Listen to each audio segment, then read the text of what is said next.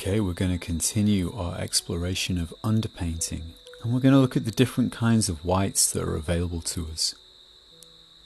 So, water soluble or water mixable whites, we have cassine, which is our brightest white of all, titanium white cassine, very crisp. And we have our tempera grassa, our homemade tempera grassa. We use water for those. And then on the right we have our titanium white oil paint and lead white oil paint, which we use with our Venetian mix or with cold press linseed oil. So yeah, very brightest is the cassine, then is the titanium white oil paint, then thirdly our tempera grassa, and then the most subtle or gentle of all is the lead white, but it's a little toxic, so you have to beware with your use of that. Okay, so here's a glimpse of the brushes that I use in underpainting. You see a filbert, some rounds, and some kind of duffed up and very shortly clipped hog brushes, little stumpies.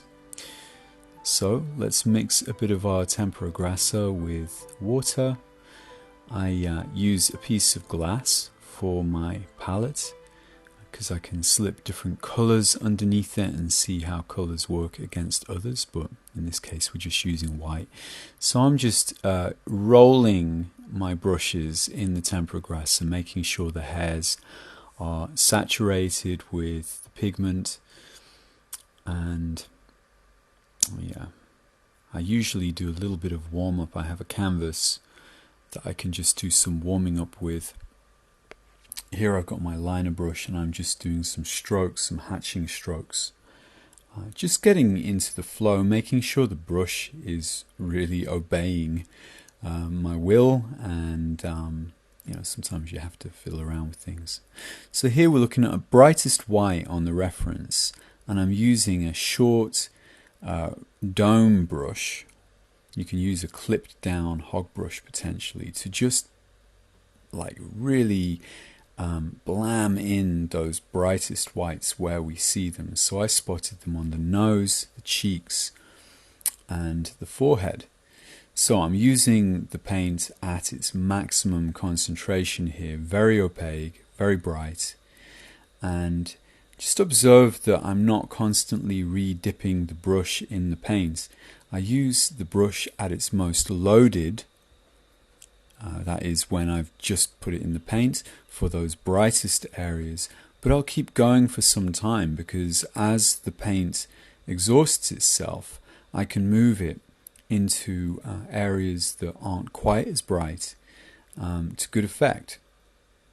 So I kind of sometimes have the brush just running for 5 minutes, going from the brightest areas of the painting and rolling down into the mid-tone, which is represented by our imprimatura, this tone of red that we're using. Of course, you could use a grey, you could use a brown, you could use any colour really, but the imprimatura is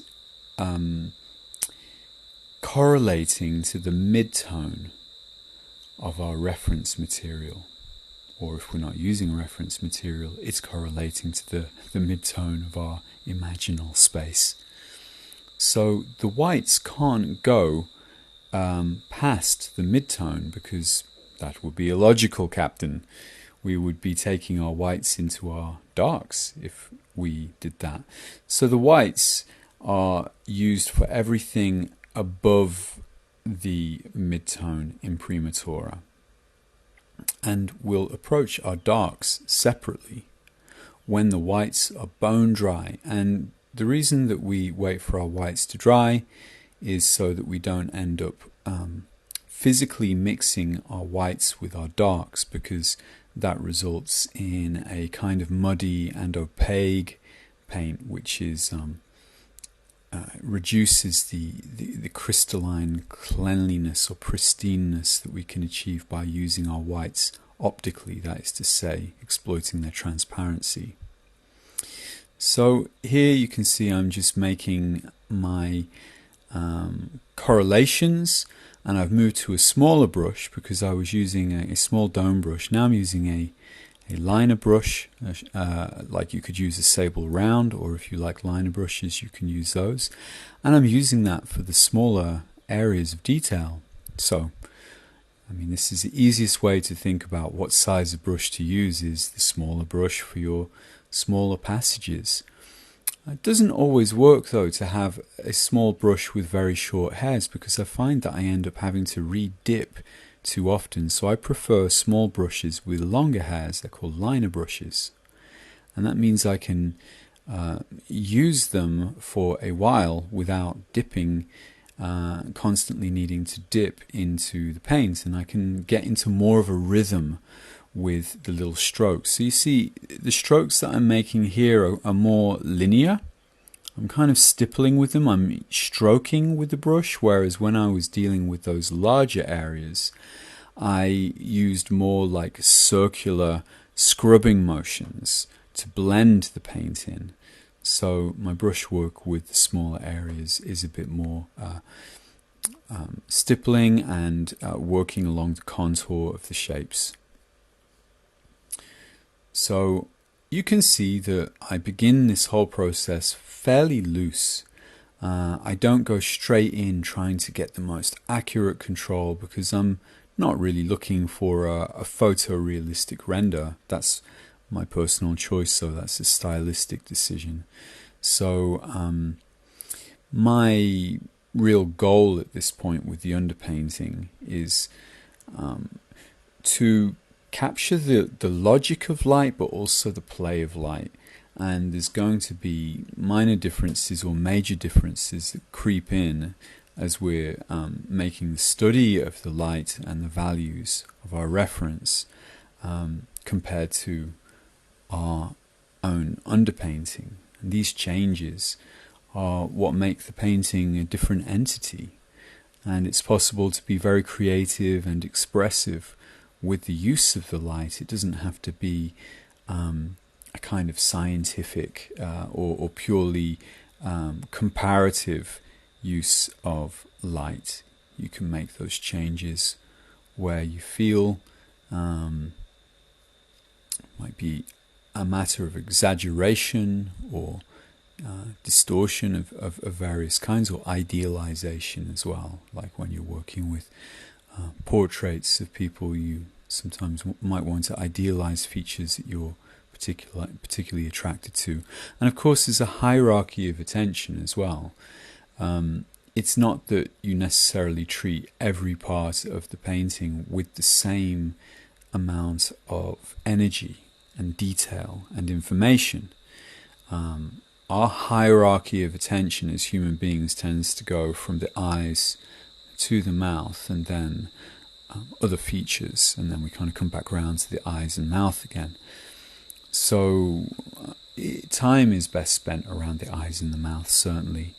And features like ears and even nostrils are something that I don't actually give too much information to, because I find that, you know, if you get caught up in the anatomical structures of the nose, for instance, that energy, that information that you put into that meditation or study is something that will draw the eye of the viewer over to that particular area. So sometimes painting is also a question of what you leave out, not just what you put in.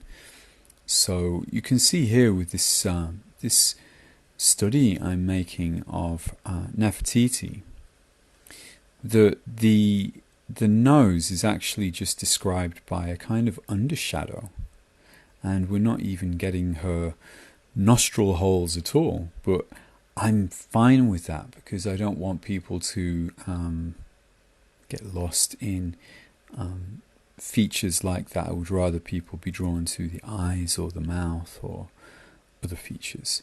So the amount of energy that you put into things will definitely reflect on how people experience your painting. So now we're looking here at a large area where there is a kind of there's an area of detail. So the question would be, oh, well, do I sort of paint the whites around those patterns? No, the mantra is general to specific. So we deal with the value of that whole area, and we come back around with our darks later to paint the darks in on top of the whites once the white is dry. Definitely not when the whites are still wet, but when the whites are dry. And that would also be the case for things like eyelashes and eyebrows, or facial hair on a man's chin, stubble, things like that. These little details that require darks are put in afterwards, because we can't possibly paint the white in a unified, harmonious way around these small patterns. Alright, continuing. We're looking at the darks now. And like I say, we've always got this mid-tone of the imprimatura in between. You know, the imprimatura represents a certain value of grey in that reference image there. So our whites go down to that mid-tone, and then they don't pass that point of mid-tone. Then we have to go and think about darks and rolling up from our darkest darks towards the mid-tone. So what do I like to make that dark out of? I like to pick a colour that's I've kind of used it on the imprimatura, so there's a sort of harmony. I'm not introducing an alien colour. So I might use a bit of red mixed with black, or maybe if I want to kind of make it more maroon or violet, I might use a bit of Payne's grey mixed with that cadmium. So you don't strictly have to use black. You can use something you can kind of take the imprimatura and you can also cool it down as well as darken it. So I'm going to mix a bit of this cadmium with Payne's grey here, and we'll see, it makes quite an interesting kind of browny violet.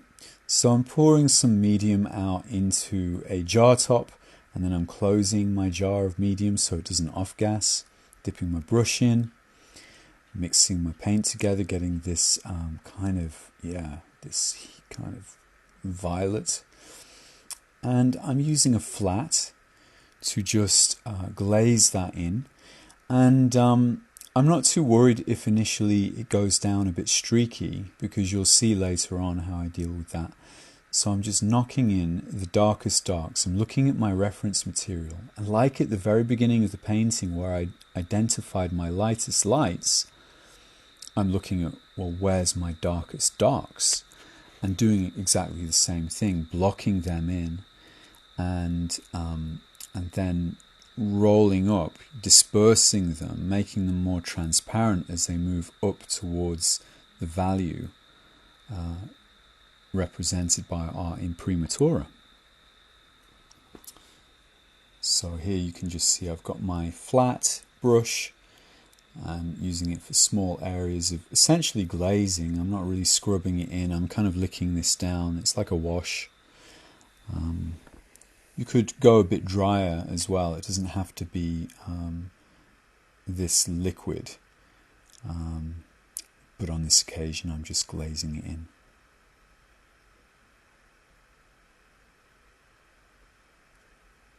I'm just doing the other side.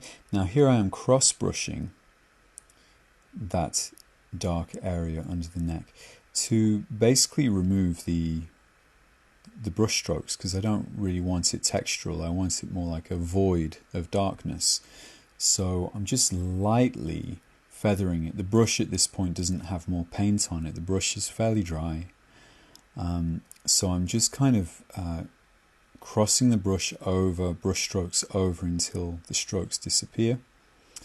I'm looking at the bottom here, and I thought this would be a good area to show you how I would deal with this, because it's a gradient. You know, we've got these very dark undershadows under her headdress, and then dark moving into midtones. So I block in the area of the darks just like I did under her chin and around her headdress. And if these don't look dark enough, remember this is not a one-shot operation. Things can be built up and calibrated until we can get the best representation of our values possible. Because it's all about this kind of, the value study is all about really, getting the super darks and super lights in the right places, and then paying attention to what I call the quiet midtones, which are those subtle regions of variation. It's not all about the darkest dark or the lightest light, but the way they gradient into each other. So I've blocked in those dark areas, and you can see from the reflected light here that I've worked with quite a liquid paint, and then I'm just putting this shape in here too. So I'm blocking in those darkest areas, and then I am basically exhausting the brush, and then I might take a tissue and pull the paint off that brush so that I can use it more as a blender. I can blend the dark into the midtone, so we'll see that in a minute. Just refining the shapes right now. So yeah, the brush is running out of paint, so I'm using it to feather the transitions a bit more.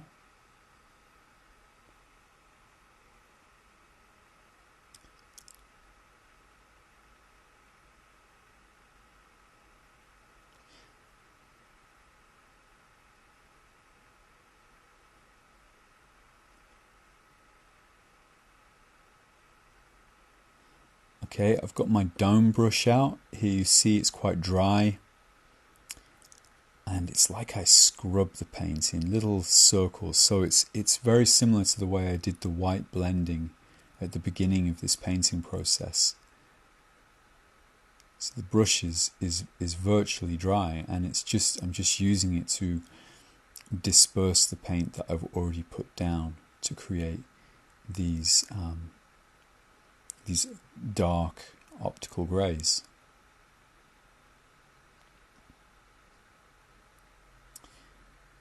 This brush is very stiff and old, and it's not what you'd call a high quality brush. But the funny thing is, like, these brushes, they might start losing their condition in a conventional way, but they can be very useful when they're worn down.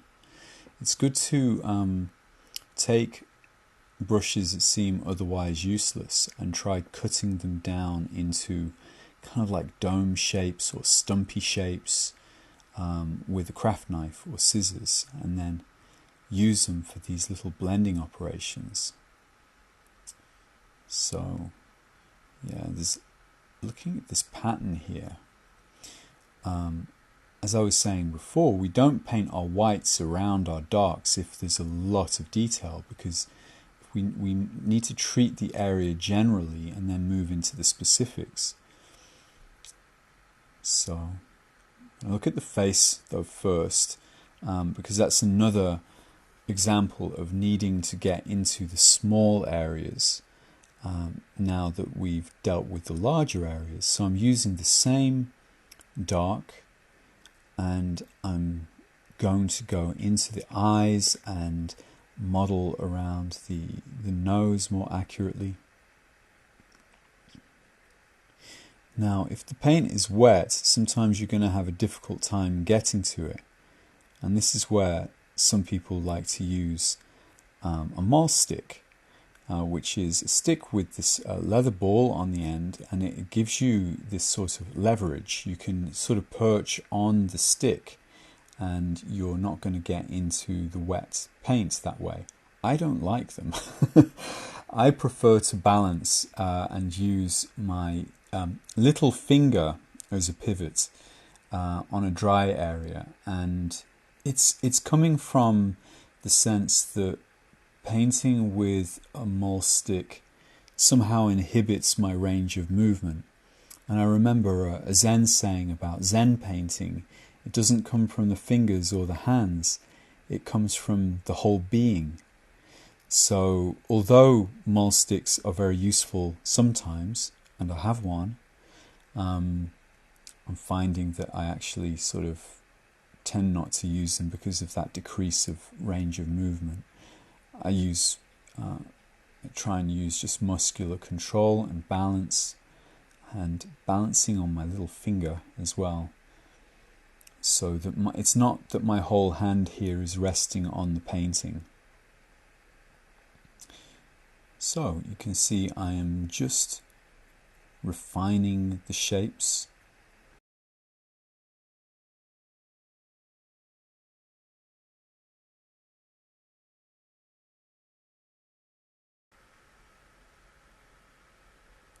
So we're just putting the eyebrows in.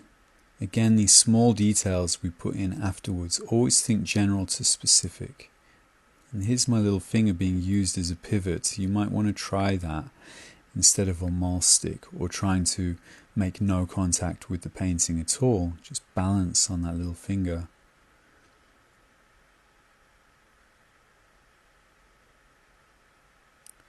So I'm using a sable round here. It's not a liner brush.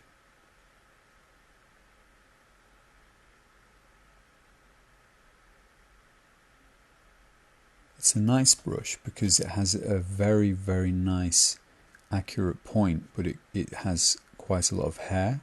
It tapers to a very nice point, but it's quite thick at the base, so it holds a lot of paint, so it runs for a long time.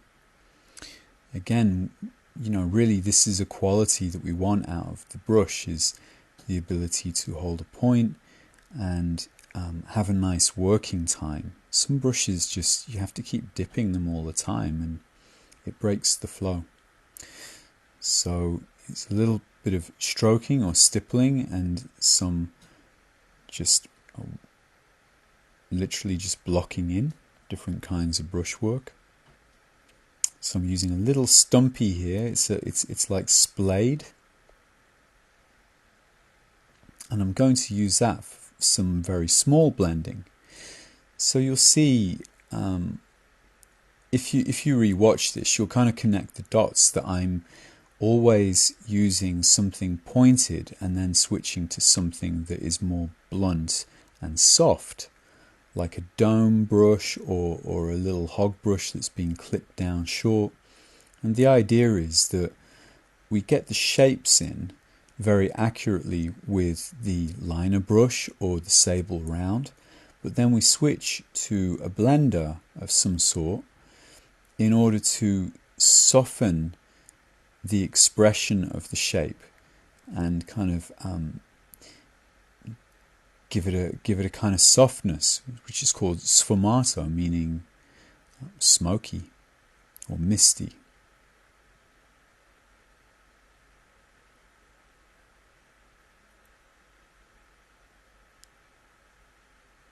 And to me, this kind of blending is as important as the very crisp, accurate work.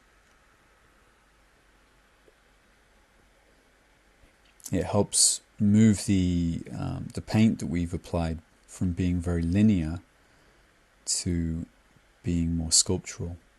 So I'm back to the round here, and I'm laying in the mouth. And you'll see towards the corners of the mouth that I will add a little extra paint in the very corners here, as you see here. Why am I doing that? Well, it's to do with this sfumato effect. It's kind of something that Da Vinci observed and did quite a bit, is those corners of the mouth are softly blended. So I've got my tiny little blender brush back here, and I will just go round and round like this. I mean, this is very much a speed demo, but I can spend a very long time moving between the accuracy of the sable round and liner brushes and flipping to my dome brushes and my blenders, back and forth, back and forth.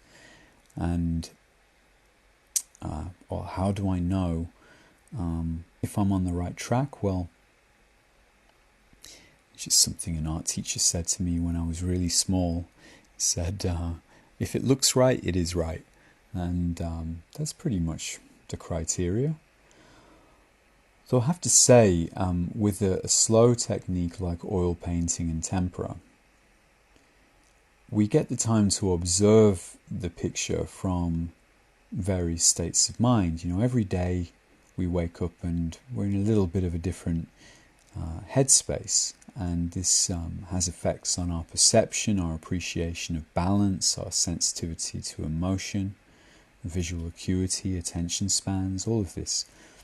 So with a slow technique like this, we get to work on the painting from a number of different states of mind, because it's rare that it's going to be accomplished in just a single session. And it's good to know ourselves as well when we are in the right space to do very accurate concentrative work, and times where we're kind of up for, you know, sometimes call it the donkey work, the simpler stuff. So here's how it's looking. It's beginning to get a nice sculptural property. Her face is beginning to pop, but we're looking at this little area that I talked about before, this principle of general to specific. You know, there's so much ornamentation in this headdress. It's like, so we blocked in the value, the general value of this little area, and now we can use the pointed sable round to just put in those little dark patterns on top of the general value of the whites. And that would be the technique that I would use for all of those elements of her headdress, because there is so much going on.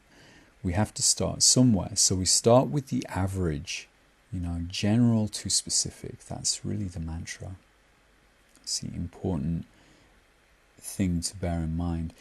This general to specific maxim, it might sound simple or obvious, but really this principle is incredibly deep. And it's a question that you circle back round, and it can really define your approach to painting, the efficiency of your painting, and how you deal with wholenesses rather than a painting made of a study of parts. It's a study of interacting wholenesses. And that comes from working with an area generally and then putting the details into that general area. And these are very small details that will get refined. But that's where we are right now, and we're beginning to get that effect of that illusionistic sculptural pop. There's more to go, but we're on the right track. So I hope that's helpful, folks.